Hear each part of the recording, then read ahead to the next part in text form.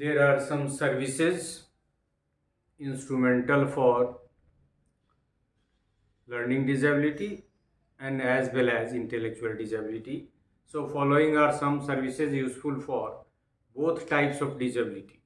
दोनों को साथ लिया गया है. पहला occupational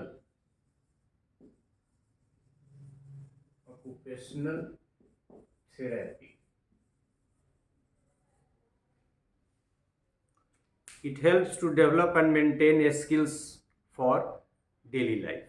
मतलब skill related for any occupation. It is a long-term therapy and focuses on dressing, feeding, play, etc. मतलब ड्रेसिंग, फीडिंग, और ये ऑब्वियस है कि इंटेलेक्चुअल डिजेबिलिटी में ज़्यादा ये प्रॉब्लम आता है. It is more useful for intellectual disability. कौन? Occupational therapy. Dyslexia is the most common learning दूसरा जो हेल्प है सर्विसेज है वो साइकोलॉजिस्ट का. सो साइकोलॉजी ऑक्यूपेशनल थेरेपी में मुख्य रूप से जो एडेप्टिव बिहेवियर है, ड्रेसिंग वगैरह एक्सेट्रा एक्सेट्रा, तो उसमें ऑक्यूपेशनल थेरेपी की ज़रूरत है और वो ज़्यादा इंटेलेक्चुअल डिसेबिलिटी के लिए यूजफुल है. Psychology it is the study of behaviour and mind. It embraces all aspects of conscious and unconscious experiences and uses talk therapy treatment. Psychologist talk therapy कराते हैं. Talk therapy treatment.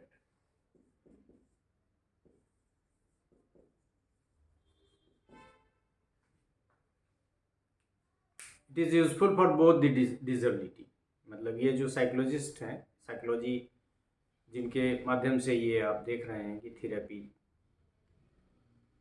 So all aspects of conscious and unconscious experiences से related है psychologist का work.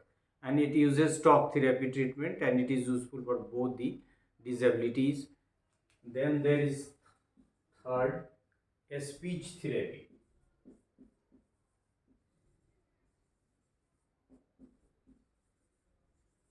And this speech therapy helps people with speech and language problems to speak more clearly. It is useful for both the disabilities. उसमें भी पढ़ने में दिक्कत होती है उसके लिए, और मुख्य रूप से ये आप जानते हैं कि एक तरह की हमारी डिसेबिलिटी है जिसमें पढ़ने में दिक्कत होती है, तो उसके लिए ये साइकेट्रिक्स, ये वैसे तो मिला रूप है, आते तो मेडिसिन साइंस की तरफ से ही है. सो साइकेट्री की बात यदि करें तो it is the treatment of medical disorder and prescribes medication. It also useful for both the disabilities. और ये इनकी ज़रूरत, कहीं ना कहीं बच्चा जो मानसिक रूप से लर्निंग से संबंधित समस्याओं को नहीं करने की वजह से परेशान होता है, तो उस केस में ये तो सभी आप इसके लिए परिचित हैं. स्पेशल एजुकेशन,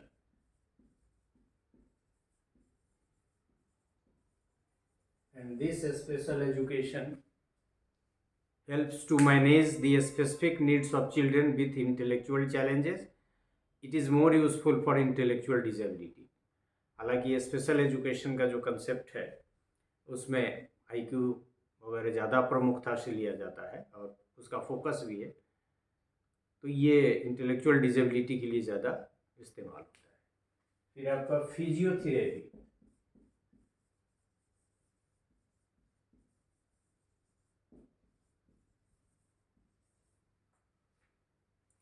और physiotherapy focuses on mobility, physical activity and overall health and well-being. It is more useful for intellectual disability. मतलब फंक्शनिंग से रिलेटेड मस्कुलर वगैरह चीज़ों को चैनलाइज करना, या फिर इसकी भी चर्चा हम लोग कर चुके हैं. ये वर्ड आपके लिए फेमिलियर है, वोकेशनल थेरेपी. नाम से ही पता है. It helps individual to gain productive employment by developing skills and identifying appropriate jobs. It is useful for both the disabilities. मतलब जब डिजेबिलिटी है तो सर्वाइवल के लिए जब एम्प्लॉयमेंट की ज़रूरत है तो ऐसे केस में ये थेरेपी ज़्यादा हेल्पफुल है। Then counselling.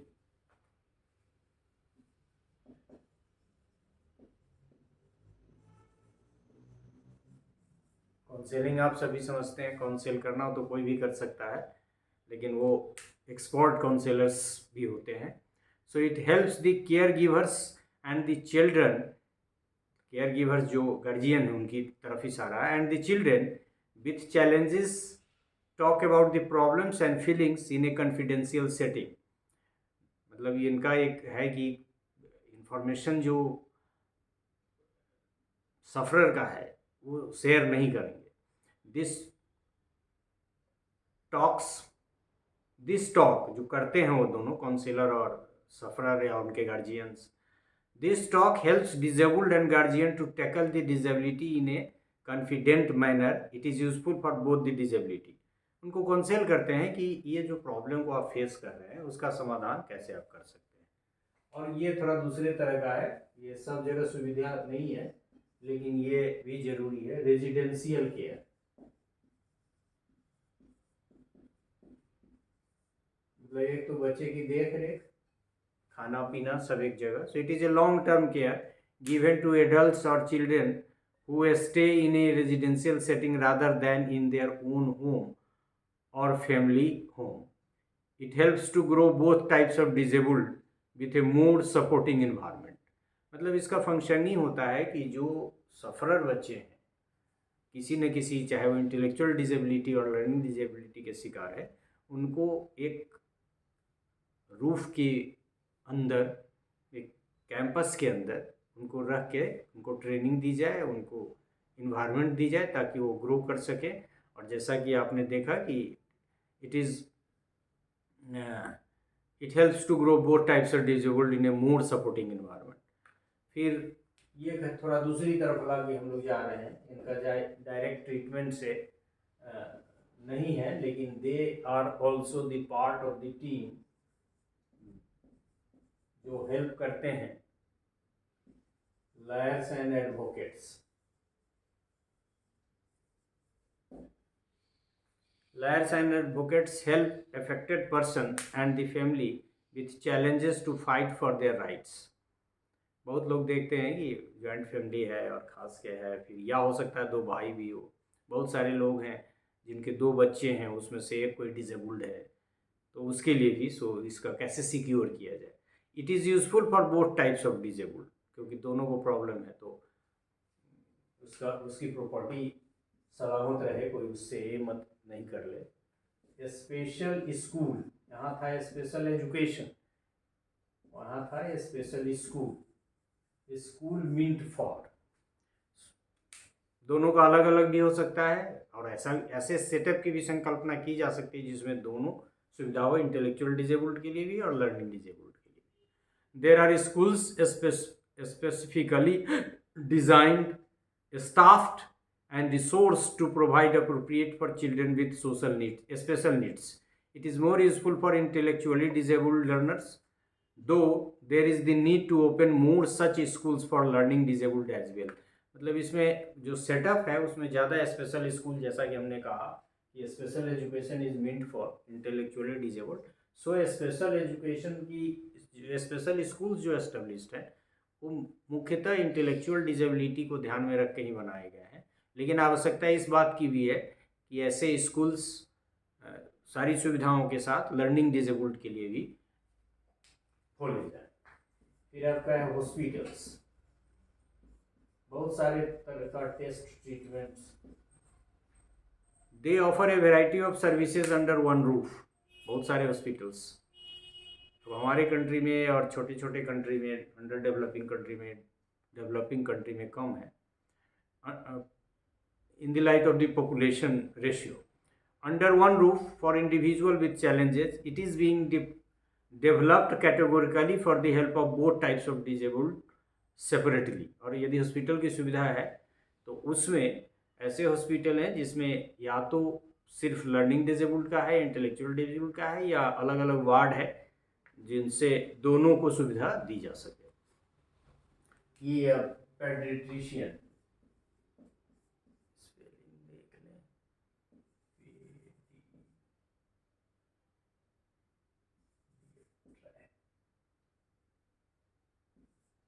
पेडियाट्रिशियन, पेडियाट्रिशियंस का मतलब है छोटे बच्चे का जो डॉक्टर होते हैं, बच्चों के डॉक्टर को कहते हैं. So these child specialist doctors help infants and children in many ways. It is early detection, medication, counselling and guidance. मतलब ये जो डॉक्टर्स होते हैं, क्योंकि वो बच्चे के ही डॉक्टर होते हैं, उसी में स्पेशलाइज्ड होते हैं, तो वो बच्चे के इस दोनों डिजेबिलिटी के डिटेक्शन में, उनके मेडिकेशन में, काउंसलिंग में और गाइडेंस में हेल्प करते हैं. It is useful for both types of disable, क्योंकि उनको दोनों का ज्ञान होता है. वो बच्चे में किस किस तरह की डिजेबिलिटी हो सकती है उनका नॉलेज भी है, उसके कारण को भी वो जानते हैं, उसके निवारण को भी जानते हैं, क्योंकि वो स्पेशलिस्ट है. इसके अलावा day care centres,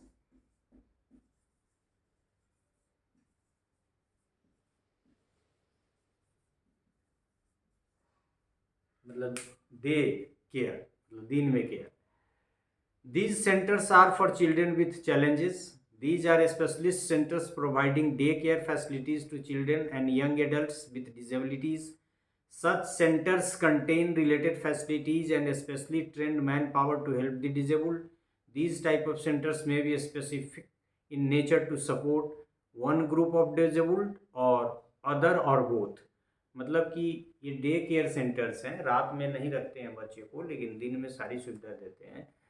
day boarding school का भी कंसेप्ट है. तो दिन में सारी सुविधा, खाना पीना से लेके उनके जितने भी इंतज़ाम है, ट्रीटमेंट है, काउंसलिंग है, सब. और ये दोनों तरह के बच्चे के लिए दिया जा सकता है, सेम कैंपस में, अलग अलग कैंपस में, या फिर दोनों को एक कैंपस में. एम्प्लॉयमेंट सर्विसेज,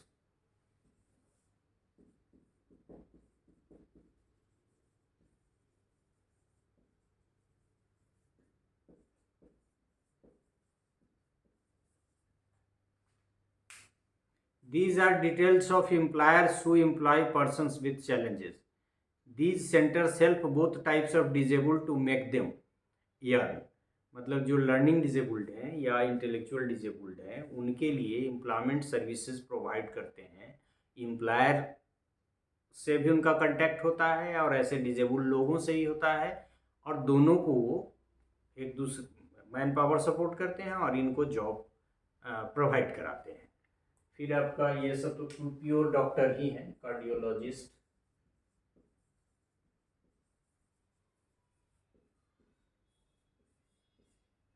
जो हृदय के डॉक्टर होते हैं, उनको हम लोग कार्डियोलॉजिस्ट कहते हैं. Heart specialist doctors are called cardiologist. This group of specialist doctor helps prevent and treat abnormalities and diseases of the heart and cardiovascular system.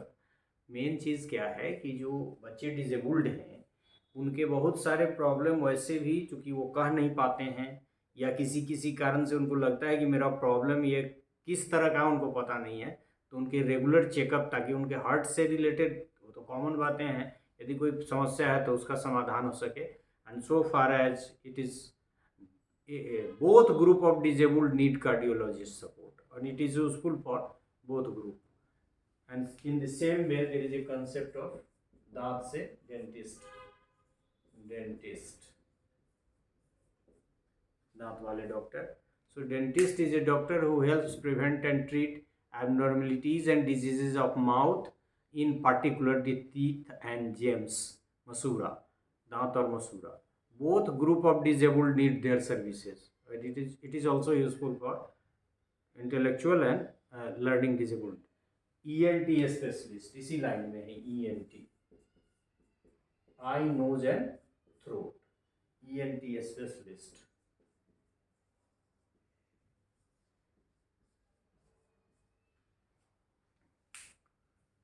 This group of doctors who specialize in treatment of disorders and diseases of the ears, nose and throat are also needed by both groups of people having intellectual disability or learning disability, or even both. ऐसा भी कोई case ऐसा शायद ही मिलता है, rare है, लेकिन ऐसा भी है तो उनका भी.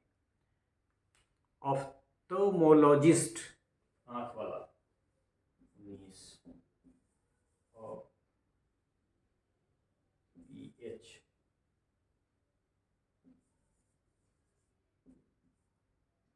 TH है यहाँ, MO,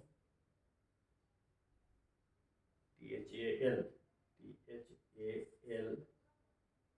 THALMO,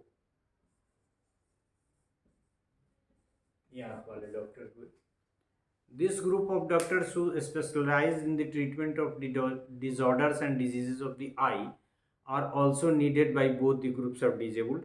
चूँकि ये बहुत सारे प्रॉब्लम की जानकारी उनको नहीं हो पाती है, चूँकि वो डिजेबिलिटी के शिकार है, तो कहीं ना कहीं नॉर्मल चाइल्ड की तुलना में वो इन सारे प्रॉब्लम को जो यहाँ इधर जो है आपको कार्डियोलॉजिस्ट, डेंटिस्ट, ENT और इससे संबंधित है ऑर्थो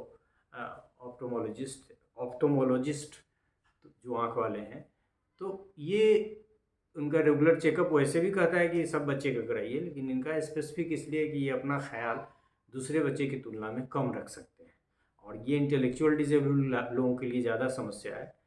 लेकिन लर्निंग डिसेबिलिटी भी अपनी डिसेबिलिटी के कारण आइडेंटिफाई नहीं कर सकते हैं कि ADHD भी है, नॉन वर्बल में प्रॉब्लम है, तो वो प्रॉब्लम रियल प्रॉब्लम लर्निंग से है या फिर वो आई के ख़राब होने से या कान से है, तो इन सारी चीज़ों की जानकारी होनी जरूरी है। So the treatment of learning disabled और intellectual disabled is not the affair of an individual, it is the affair of a team.